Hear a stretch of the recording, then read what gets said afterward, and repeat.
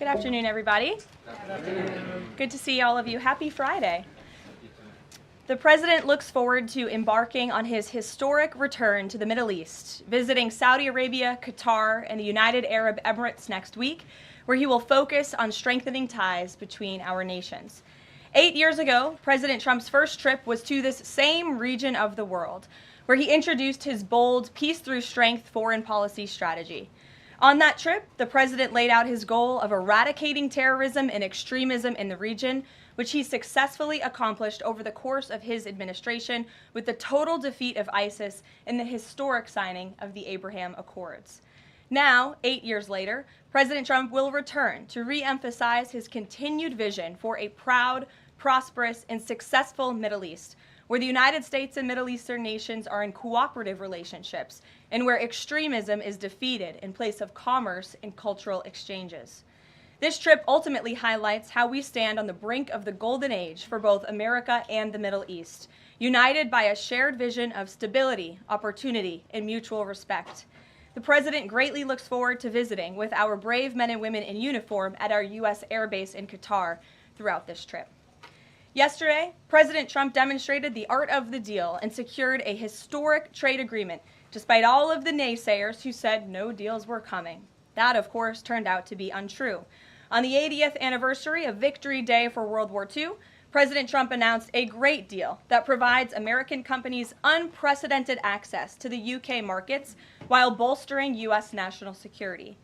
This trade deal will massively expand U.S. market access in the United Kingdom, creating a $5 billion opportunity for new exports for U.S. farmers, ranchers, and producers.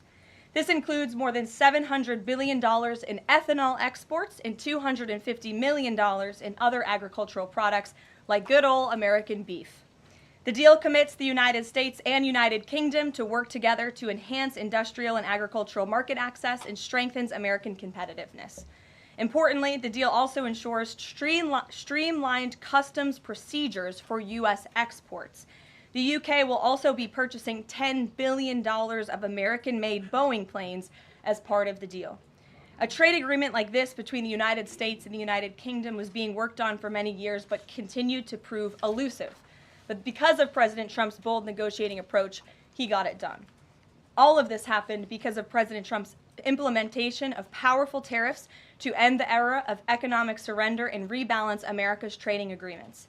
American workers and companies are the best in the world, and they finally have a president who has their backs, fights for them, and delivers good deals that puts them first. This is just the first of many trade deals to come. Get ready for more historic deals and our country to boom like never before. On that note, Treasury Secretary Scott Bessent and Ambassador Jamieson Greer will meet with the lead representatives on economic matters from the People's Republic of China over the weekend in Switzerland.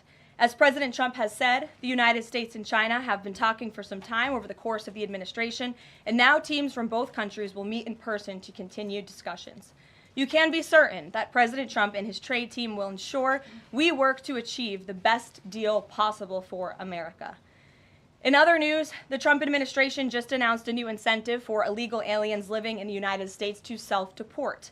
Eligible illegal aliens who now use the CBP Home app to self-deport will receive a clear, safe way to leave the United States.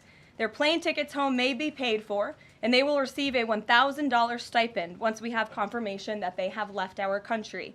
This new feature will allow illegal aliens to have a planned departure out of the country and to leave as soon as possible in a dignified way.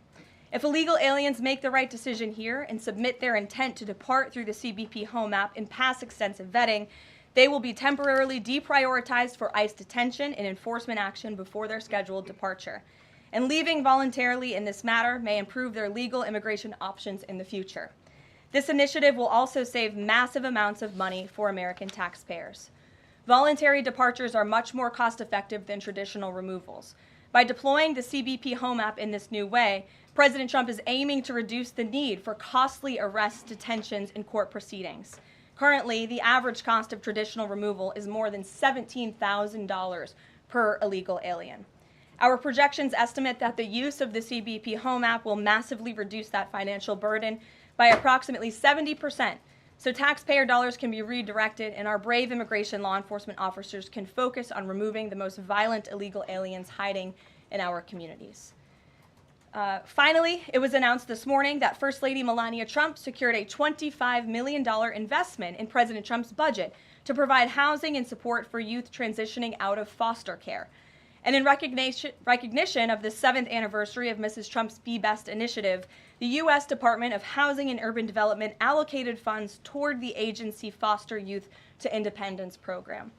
Yesterday, Mrs. Trump hosted a special celebration of military mothers with the president, bringing together 150 military moms from around the country to recognize their service, not just in their home, but for our country.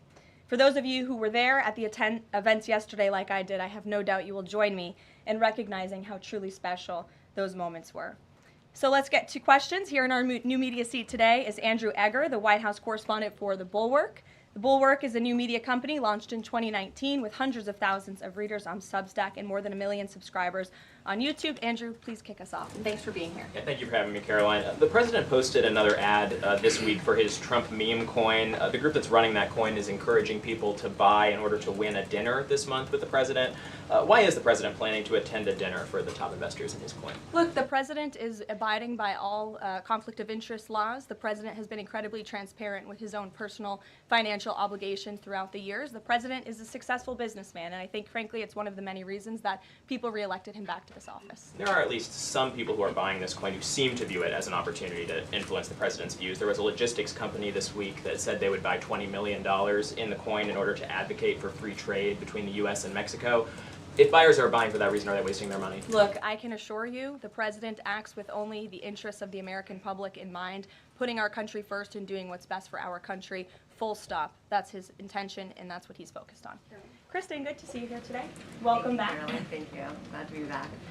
So on those China talks, what does President Trump expect to come out of those talks? And is he going to be disappointed if his team can't secure a deal? Well, look, the president is very confident in his Secretary of Treasury, Scott Bessent, and of course, Ambassador Jamieson Greer, who has played an instrumental role in all of these trade negotiations as well. I think yesterday's success, the announcement of a trade deal with the United Kingdom, is a great first step. Again, many said in this room it couldn't be done. Now we are moving forward with many other countries. We're talking to dozens of our trading partners around the world. But of course, China is a major country, a major player in this space. And the president has said, and he's right, China needs the United States of America. They need our markets. They need our consumer base. And Secretary Bessent knows that he's going to Switzerland this weekend with the full support and confidence and trust of the president here at home. Jack. Thanks very much, Caroline. Two questions. First, can you give us an update on U.S. efforts to mediate or have an impact on the conflict between India and Pakistan? Sure, I absolutely can. This is something that the Secretary of State and, of course, now our National Security Advisor as well, Marco Rubio, has been very much involved in. The president has expressed he wants to see this de-escalate as quickly as possible. He understands these are two countries that have been at odds with one another for decades, long before President Trump was here in the Oval Office. However, he has good relationships with the leaders of both countries, and the Secretary of State, Marco Rubio, I spoke to him just yesterday. He has been in constant communication with the leaders of both countries trying to bring this conflict to an end. Just one other question. Yesterday, we saw the news of the new Pope. Before Pope Leo became Pope Leo, there were some critical comments that he made about President Trump and about Vice President Vance on his then X account. Does the White House have any reaction to those comments? The president made his reaction to Pope Leo's announcement yesterday very clear. He is very proud to have an American Pope. I think it was a surprise to everyone. I saw the news media was surprised to report on that yesterday, but it's a great thing for the United States of America and for the world, and we are praying for him. Thanks, Caroline. The president has been pretty firm on keeping these 145% tariffs in place on Chinese imports. Today, via Truth Social, he said that he'd be possibly open to lowering those to 80%. Why the change, and how did the president land on 80? The president still remains with his position that he is not going to unilaterally bring down tariffs on China. We need to see concessions from them as well. And again, that's part of the reason that Secretary Bessent is going to talk to his Chinese counterparts this weekend to start those discussions in person. As for the 80% number, that was a number the president threw out there, and we'll see what happens this weekend. And always in the effort of transparency, I'm sure you'll hear directly from the Treasury Secretary or the president after those negotiations conclude. Jackie. Thank you, Caroline. Why did the White House announce this deal with the UK before all of the details were finished?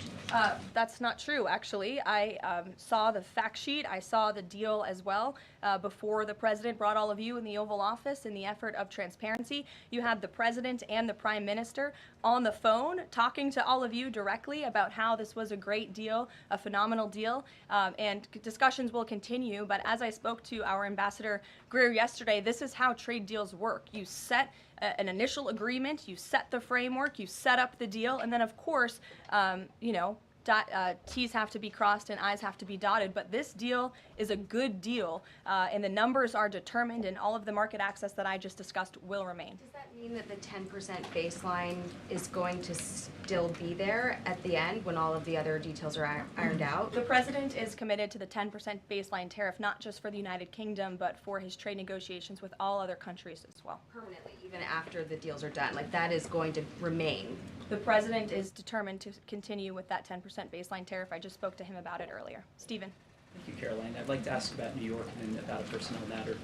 On New York, the mayor, Eric Adams, is here today. Could you tell us anything more about the visit, who initiated it, what they're talking about? And also, is there any comment from the White House on the air traffic control issues in Newark?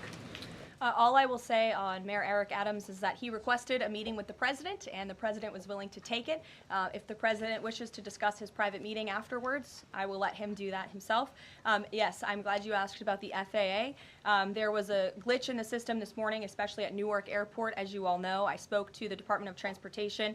That glitch was caused by the same telecoms and software issues that were raised last week. Everything went back online after the brief outage, and there was no operational impact. DOT and the FAA are working to address this technical issue tonight to prevent further outages, as well as install new fiber from Newark Airport to Philadelphia.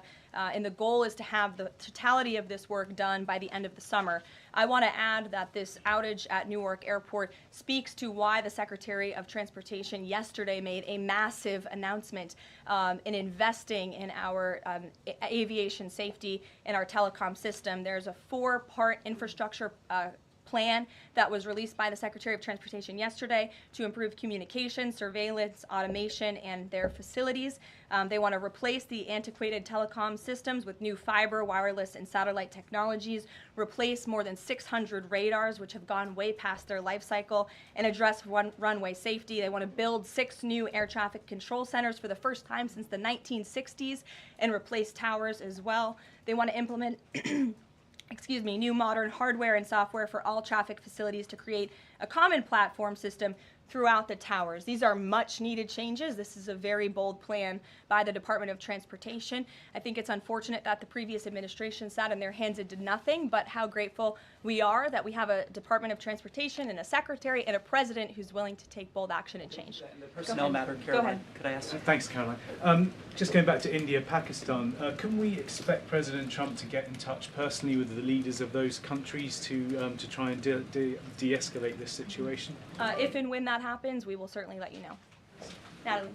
Thanks, Caroline. Sure. I have a question about the Middle East trip. Will any of the president's family members, like including Don Jr., Eric, or Jared Kushner, be joining him on the trip? I am not tracking any of the president's family members joining us at this time, but of course, the first family is welcome to come. I hope they would. They're great people, great to be around, but I'm not tracking them on the manifest. And given that you noted he is a successful businessman, do you know if the president has any plans to meet with any of the folks involved with any of the family businesses over there, or see any of the sites that are going to be Not to my knowledge, and let me just get to the premise of your question that both of you have raised. I think it's frankly ridiculous that anyone in this room would even suggest that President Trump is doing anything for his own benefit. He left a life of luxury and a life of running a very successful real estate empire for public service, not just once, but twice. And again, the American public reelected him back to this White House because they trust he acts in the best interest of our country and putting the American public first. This is a president who has actually lost money for being president of the United States. I don't remember these same type of questions being asked of my predecessor about a career politician who was clearly profiting off of this office. That is not what President Trump does, and this White House holds ourselves to the highest of ethical standards. Phil. Thank you. There's this Reuters report that the U.S. is in talks with Israel about an American-led post-war administration in Gaza. Is that accurate? Are these talks ongoing? We are in constant communication and dialogue with our counterparts and our allies and friends in Israel. Ron Dermer was here at the White House yesterday meeting with members of President Trump's team. As for the situation in Gaza, the president and his entire national security team have made it very clear we want to see the hostages released from Gaza. That is a priority for this administration. As for what that looks like, and even moving beyond that, I'm not going to get into the details of plans that frankly may or may not have even been proposed, but I can emphasize what the president holds closest in his heart right now, and that's the release of all of the hostages in Gaza. And then there's been some conservative pushback to some of these salt tax, the salt tax cap. For instance, Majority Leader Steve Scalise said that bringing back the state and local tax deduction would essentially mean, quote, 45 states are subsidizing 5 states that have very high taxes imposed by leftist governors. Is he wrong? Is it fair to ask red Indiana to bail out blue New York? Well, look, this is an ongoing discussion on the Hill. There's a lot of disagreement on Capitol Hill right now about the SALT tax proposal, and we will let them work it out. As for the tax provisions in the reconciliation bill, the priorities of this president, he has made them incredibly clear. No tax on tips for our hardworking service workers, no tax on Social Security for our well-deserving seniors who have worked their whole lives to pay into this system, no tax on overtime for hardworking Americans as well, and there's a plethora of other priorities the president wants to see in this bill. Anyone who opposes this bill will be opposing the largest tax cut in American history. They will be voting to raise taxes by the tune of $4 trillion on the middle class of this country, and we look forward to holding them accountable for that. Everyone on Capitol Hill on both sides of the aisle should be supportive of the president's tax priorities. Follow up on that? Go ahead. Sure. Go ahead, and then I'll go to your follow-up. Thanks, Caroline. I want to follow up on the Truth Social post. So the president's saying 80% tariffs could come down. Just an announcement would be enough to lower those tariffs. Is that what he's looking for from the Chinese concessions? Well, that's not what the president said. He said that an 80% number may sound good to him, but again, he's in constant contact with our Secretary of Treasury, who will be leading these negotiations this weekend. And historically, the Chinese have made the meeting itself a win. What does a win look like out of these meetings for the president this weekend? A good deal for the American worker and the American people. Go ahead. Thanks, Caroline. Yeah, back to the reconciliation bill. Can you just clarify the president's position, though, a little bit specifically on the tax issue? Because in his Truth Social post, he said this morning that he would accept even a tiny tax increase for the rich, but then says Republicans probably shouldn't do it, but I'm okay if they do it. So what is it that he wants? Does he want them to increase the tax rates? The president wants tax cuts, the largest tax cuts in history. He wants to extend his historic tax cuts from 2017, and he wants to see all of the other tax priorities that I just laid out for you included in this bill as well. As for the policy proposal you're talking about, the president has said he himself personally would not mind paying a little bit more to help the poor and the middle class and the working class in this country. I think, frankly, that's a very honorable position. But again, these negotiations are ongoing on Capitol Hill, and the president will weigh in when he feels necessary. Encourage them to have a higher bracket for top earners? The president has made his personal position on this matter clear. Michael. The president's in constant communication with leaders on the Hill. Ahead of the president's trip to the Middle East, he's mentioned he wants to rename the Persian Gulf the Gulf of Arabia. Iran is now saying that doing so will bring the wrath of all Iranians. Can you talk about the support that the Gulf of Arabia has in the region and why this is important to the president? Well, first of all, the president has said he hasn't made a determination yet. That was in the news that you guys all asked him about it, and he said he wasn't quite sure. So he hasn't made a definitive decision on that yet. And secondly, Caroline, the president has shown support for South African refugees that are coming to the United States next week. Can you talk about what these refugees are fleeing and why this is a priority for the administration? Well, the president has actually signed an executive order on that matter. My office can get it back to you, Michael. But this group in South Africa has faced racial persecution. In fact, the government there has vowed to take away their farmland that they own. And so the president has talked significantly about this. As for further details on refugee claims and asylum claims, I would defer you to the State Department. Can I follow up on that? Go ahead. No, in front of you. Thanks, sorry. Thank you, Caroline. Does the administration have any response to the news today that a federal judge has ordered the immediate release of Ramesa Ozturk from detention, and particularly his comments that the government submitted no evidence other than an op-ed that Ozturk wrote last year? I will have to check in with the Department of Homeland Security on that particular case, but I think our overall feeling, we've made quite clear that lower-level judges should not be dictating the foreign policy of the United States, and we absolutely believe that the President and the Department of Homeland Security are well within their legal rights to deport illegal immigrants. As for visa revocations, the Secretary of State has the right to do that as well. It is a privilege, not a right, to come to this country on a visa. But I'll check in on the specific case. My office will get you details. Sure. Caroline, yesterday the administration appears to have started dismantling the Consumer Product Safety Commission. This is the federal agency, an independent one that does recalls and is responsible for product safety. Does the administration not believe that it's important, to keep toys and cribs? I mean, you're a young mom, off of the product of the market. It's a federal agency within which branch? It's the executive branch. Who's the head of the executive branch? The President of the United States. Created by Congress. He has the right to fire people within the executive branch. It's a pretty simple answer. Francesca. Thanks. One foreign policy one and then a domestic policy thing if I could. As far as the president's trip goes next week, is he planning to meet with the FIFA president in either Saudi Arabia or Qatar? And if so, could you give us some more details about that? The president has quite a few meetings with many people when he is there. We can certainly check at the itinerary and let you know if the FIFA president will be there next week. Frankly, I'm not quite sure, but we can certainly get you an answer. As you know, the president attended a FIFA task force meeting at the White House this week.